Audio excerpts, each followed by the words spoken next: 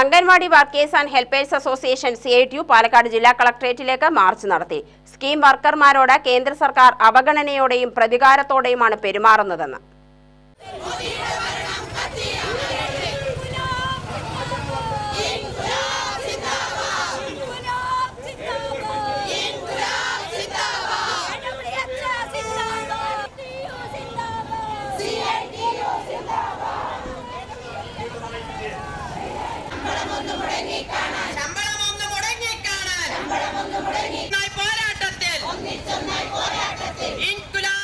Scheme വർക്കേഴ്സിന്റെ വേതന വർധനവിന് തടസ്സം നിൽക്കുന്നത് കേന്ദ്ര നയമാണെന്നും വേതന വർധനവ്, ജോലി സുരക്ഷ തുടങ്ങിയ ആവശ്യങ്ങൾ ഉന്നയിച്ച് നടന്ന ധർണ പ്രഭാകരൻ MLA ഉദ്ഘാടനം ചെയ്തു.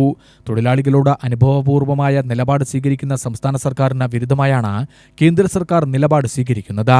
സമൂഹത്തിൽ എത്തിച്ചേരേണ്ടതും നടപ്പിലാവേണ്ടതുമായ കേന്ദ്ര സംസ്ഥാന സർക്കാരുകളുടെ നിരവധി പദ്ധതികൾ ഏറ്റെടുത്തു നടത്തുന്നത് അംഗൻവാടി ജീവനക്കാർ ഉൾപ്പെടുന്ന സ്കീം വർക്കേഴ്സാണ്.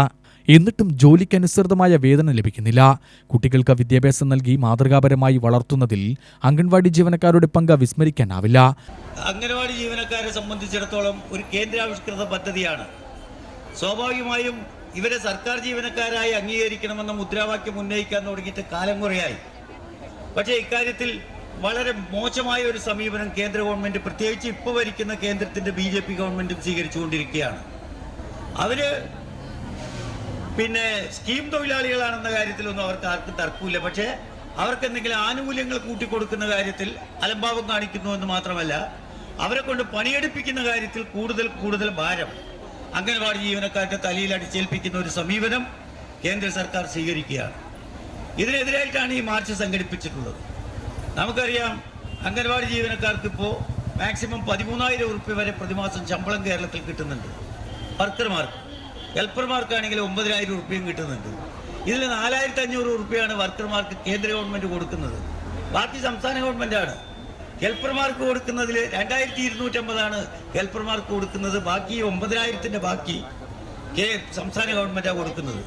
ഞാൻ പറഞ്ഞു വരുന്നത്, നമ്മുടെ സംസ്ഥാനത്തെ സംബന്ധിച്ചിടത്തോളം ഇത് അംഗൻവാടി ജീവനക്കാർ ചെയ്യുന്ന പ്രവൃത്തി, ഏറ്റെടുക്കുന്ന പ്രവൃത്തിയെ സംബന്ധിച്ച് വിലയിരുത്തിക്കൊണ്ട് അവരുടെ സാമ്പത്തിക പരിമിതിക്കകത്തു നിന്നുകൊണ്ട് പരമാവധി സഹായിക്കാൻ ഉള്ള ഒരു മനസ്സ് കാണിക്കുന്ന സർക്കാർ കേരളത്തിലുണ്ട് എന്ന കാര്യം ആർക്കും തർക്കിക്കേണ്ട കാര്യമില്ല.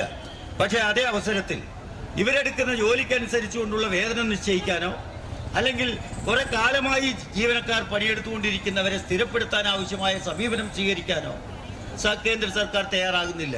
ജില്ലാ പ്രസിഡന്റ് തങ്കമണി അധ്യക്ഷത വഹിച്ചു. സംസ്ഥാന കമ്മിറ്റി അംഗങ്ങളായ V. സരള, അംബിക എന്നിവർ സംസാരിച്ചു. മാർച്ചിൽ 100 കണക്കിന് ജീവനക്കാർ പങ്കെടുത്തു.